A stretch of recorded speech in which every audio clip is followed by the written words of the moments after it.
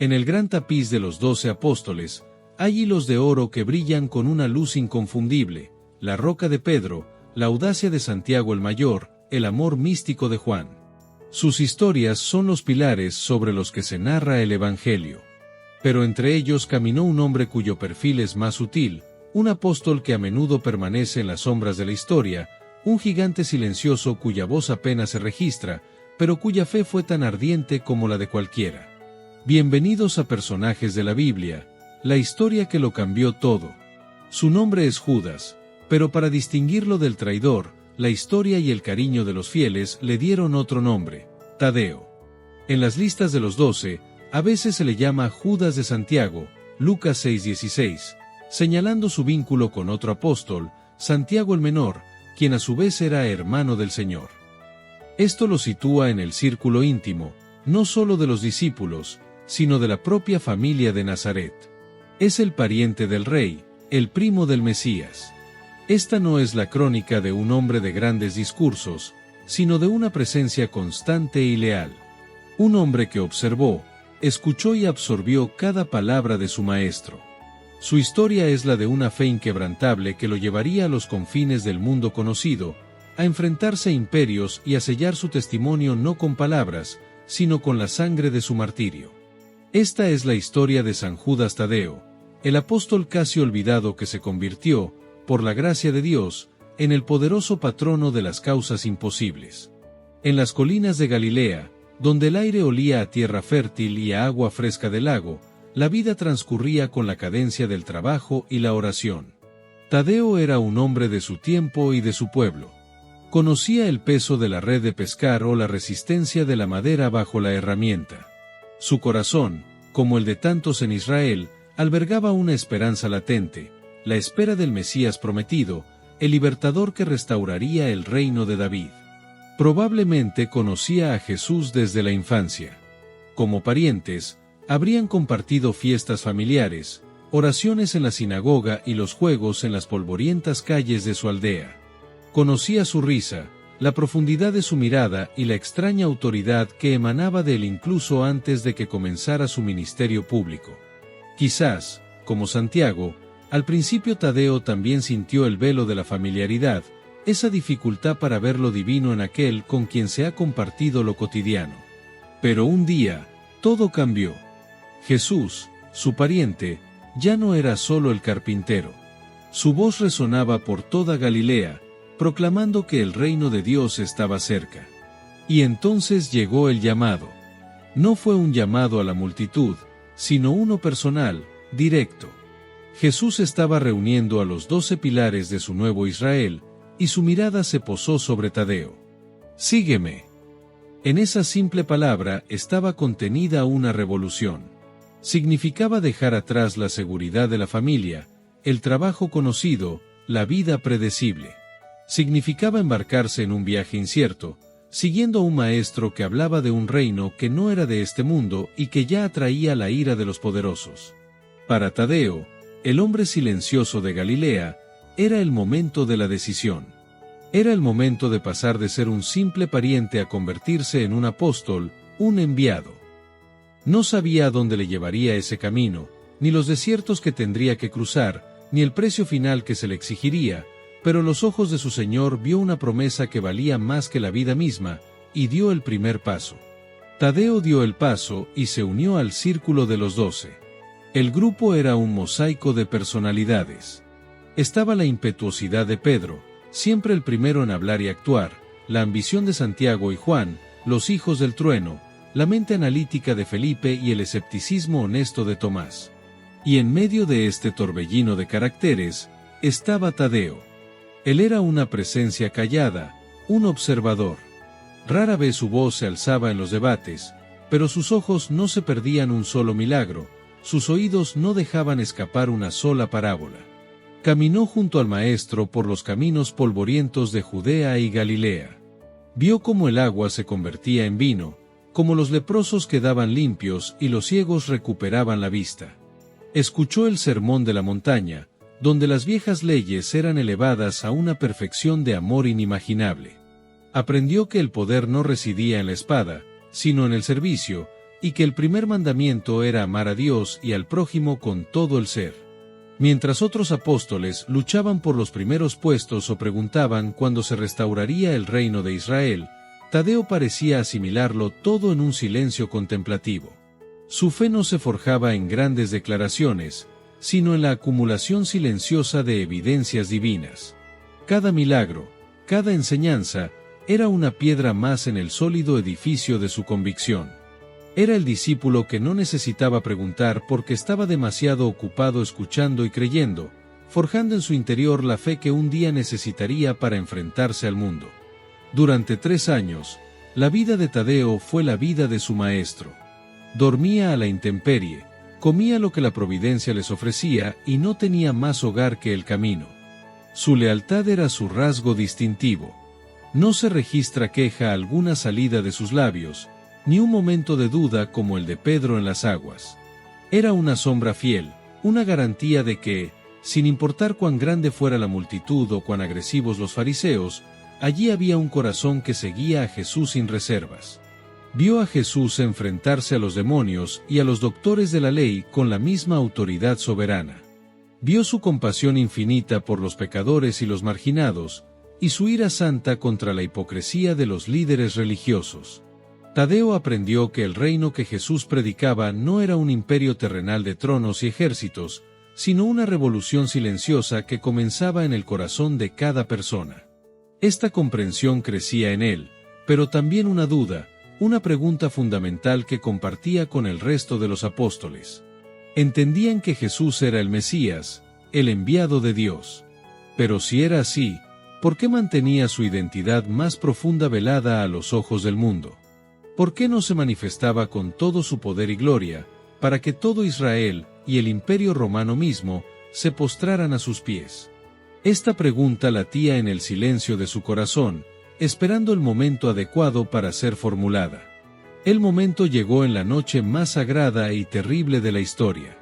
El aire en el cenáculo era denso, cargado de amor y de una inminente tragedia.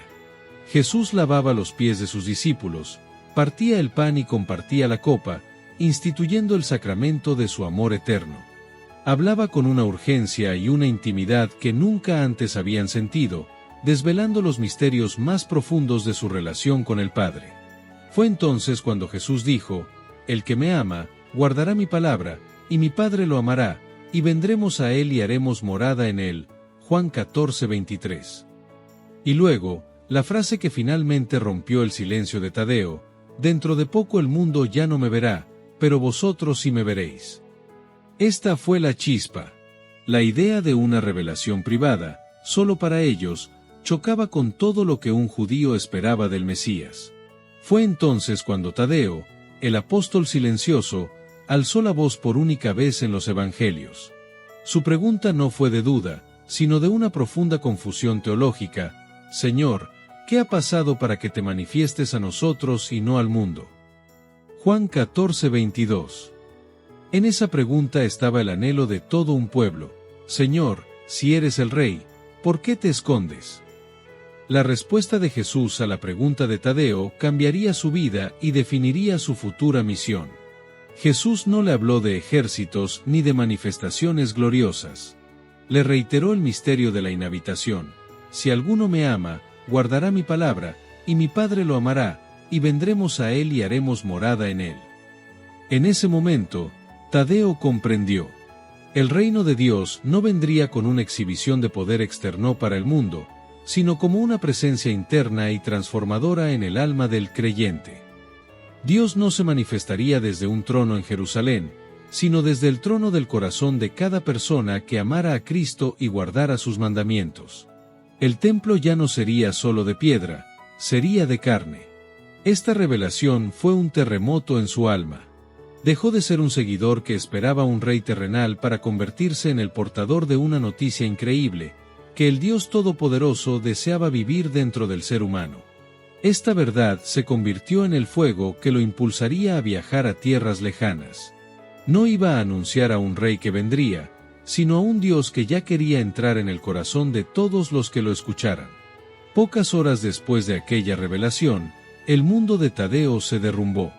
Vio a su maestro arrestado en Getsemaní. Como la mayoría de los apóstoles, el miedo lo venció y huyó en la oscuridad, escondiéndose mientras su Señor era juzgado, azotado y crucificado. Fueron días de un silencio aterrador, de una fe puesta a la más brutal de las pruebas. La pregunta que le hizo a Jesús en la cena parecía una burla cruel. No solo el mundo no lo veía, sino que ellos también lo habían perdido. Pero al tercer día, la luz venció a la oscuridad. La noticia de la resurrección y, sobre todo, el encuentro personal con el Cristo resucitado, transformó su miedo en un gozo indecible. La promesa se había cumplido, ellos lo veían, aunque el mundo no. Semanas después, en el mismo cenáculo de la última cena, Tadeo se unió a los demás en oración. Y entonces, el Espíritu Santo descendió como un viento huracanado y lenguas de fuego. El hombre silencioso de Galilea fue revestido de un poder divino. El miedo a hablar fue reemplazado por una audacia ardiente. El apóstol contemplativo estaba listo para convertirse en un león del Evangelio, listo para llevar la verdad de la morada de Dios a las naciones. Cuando los apóstoles se dispersaron para cumplir la gran comisión de llevar el Evangelio hasta los confines de la tierra, la tradición nos cuenta que Tadeo no fue solo. Su compañero de misión fue otro apóstol del que se sabe poco, pero cuyo sobrenombre lo dice todo, Simón el Celote. Formaban una pareja fascinante. Simón, el antiguo celote, probablemente un hombre de un fervor nacionalista ardiente, un revolucionario que quizás esperaba un mesías militar. Y Tadeo, el pariente silencioso y contemplativo del Señor. Juntos, eran el testimonio viviente del poder unificador de Cristo. El que esperaba una revolución política y el que esperaba una manifestación gloriosa, habían encontrado la verdad en un rey crucificado cuyo reino reside en el corazón. Este vínculo forjado en el Espíritu Santo los llevaría a emprender uno de los viajes misioneros más arduos y peligrosos, un camino que los adentraría en el corazón de los antiguos imperios de Oriente. El viaje de Tadeo y Simón los llevó hacia el este, siguiendo las antiguas rutas comerciales. La tradición los sitúa predicando con gran poder en Judea, Samaria, Idumea y Siria. Pero su misión principal los adentró en las vastas y antiguas tierras de Mesopotamia, la cuna de la civilización, una tierra de grandes ciudades como Edesa y de religiones paganas profundamente arraigadas. Aquí, Tadeo predicó sin descanso. Anunció a un Dios único a gente que adoraba a un panteón de dioses. Habló de la humildad de Cristo a culturas que glorificaban el poder y la conquista. Sanó a los enfermos y expulsó demonios en el nombre de Jesús, demostrando que el poder de su rey era real y presente. Fundó comunidades cristianas en el corazón del paganismo, pequeños oasis de fe en un inmenso desierto espiritual. Su palabra no era la de un filósofo, sino la de un testigo. Él había visto, oído y tocado al Verbo hecho carne, y esa certeza era irrefutable. Desde Mesopotamia, el celo apostólico empujó a Tadeo y a Simón aún más al este, hacia el poderoso y temido imperio persa. Aquí, el desafío era aún mayor. Se enfrentaban al zoroastrismo, una religión de Estado muy organizada, con sus propios sacerdotes, templos y rituales. En este contexto hostil, el carácter de Tadeo, forjado en el silencio y la observación, reveló una fortaleza de acero. Se convirtió en un defensor de la fe, como más tarde se describiría en la breve pero intensa carta que lleva su nombre. Advirtió a los nuevos cristianos contra los falsos maestros que se infiltraban para convertir la gracia de nuestro Dios en libertinaje. Su predicación era una llamada a combatir ardientemente por la fe que ha sido transmitida a los santos de una vez para siempre, Judas 1:3. Se enfrentó a magos y sacerdotes paganos, desafiando a sus ídolos a mostrar su poder, de la misma forma que Elías desafió a los profetas de Baal. La tradición narra numerosos milagros y conversiones masivas, lo que provocó la ira y el odio de la casta sacerdotal, que veía su poder y su influencia desvanecerse ante el avance de estos dos predicadores galileos. Es en medio de esta intensa actividad misionera donde podemos imaginar a Tadeo dictando la única obra escrita que nos legó, la Epístola de Judas. Es una carta corta, urgente, casi explosiva. No es un tratado teológico, sino el grito de un pastor preocupado por sus ovejas. Al enterarse de que falsos maestros, hombres inmorales y arrogantes, se habían infiltrado en sus queridas comunidades, Tadeo les escribe con un fuego apostólico. Utiliza imágenes poderosas del Antiguo Testamento, Caín, Balaam, Coré, Sodoma y Gomorra, para advertir sobre el juicio terrible que les espera a quienes corrompen la verdad. Pero la carta no es solo una condena. Termina con una de las doxologías más bellas de toda la Biblia, una explosión de alabanza que revela el corazón de Tadeo. Al único Dios, nuestro Salvador, por medio de Jesucristo nuestro Señor, sea gloria, majestad, imperio y poder, desde antes de todos los siglos, ahora y por todos los siglos. Amén. Judas 1:25. Es la voz del hombre que, tras una vida de servicio, solo tiene una palabra en sus labios: gloria a Dios.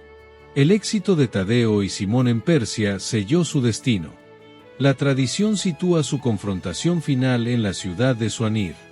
Allí, su predicación había convertido a gran parte de la población, incluyendo a nobles y líderes militares, lo que provocó el colapso del culto a los ídolos locales. Los sacerdotes paganos, enfurecidos, incitaron a una multitud contra ellos. Los 2 apóstoles fueron arrestados y llevados ante el templo de sus dioses. Se les dio un ultimátum: o sacrificaban a los ídolos o morirían. La respuesta de Simón y Tadeo fue un último y valiente acto de predicación. Declararon que sus ídolos eran estatuas sin vida, morada de demonios, y que el único Dios verdadero era el Padre de su Señor Jesucristo. La tradición cuenta que, ante su desafío, los ídolos se hicieron añicos y los demonios huyeron gritando. Lejos de convertir a la multitud, este acto de poder divino desató su furia asesina. La turba se abalanzó sobre ellos. A Simón el Celote, el antiguo revolucionario, lo mataron brutalmente, según algunas tradiciones, partiéndolo por la mitad con una sierra. A Tadeo, el hombre que preguntó por qué el Señor no se manifestaba al mundo, le dieron una muerte ignominiosa. Lo golpearon salvajemente con un garrote o mazo hasta destrozarle el cráneo, y finalmente, un hacha le dio el golpe de gracia. Así murió San Judas Tadeo. Su vida terrenal terminó en una lejana tierra pagana, lejos de su Galilea natal. El apóstol silencioso, el pariente del Señor, había completado su misión. Había guardado la palabra de su maestro y ahora, finalmente, el Padre y el Hijo venían a él para llevarlo a su morada eterna. Quizás porque su nombre se parecía tanto al del traidor, durante siglos fue uno de los apóstoles menos invocados. Permaneció en las sombras, casi olvidado. Y fue precisamente por eso que la fe sencilla del pueblo lo redescubrió como un poderoso intercesor, el santo al que se acude cuando toda esperanza parece perdida, el patrono de las causas desesperadas e imposibles. El apóstol olvidado se convirtió en el último recurso de los olvidados, demostrando que en el reino de Dios, los que son silenciosos y fieles en la tierra, tienen una voz atronadora en el cielo. ¿Te sorprendió esta historia? Entonces suscríbete, porque esto es solo el comienzo. Cada personaje bíblico guarda un secreto. Y aquí los vas a descubrir todos.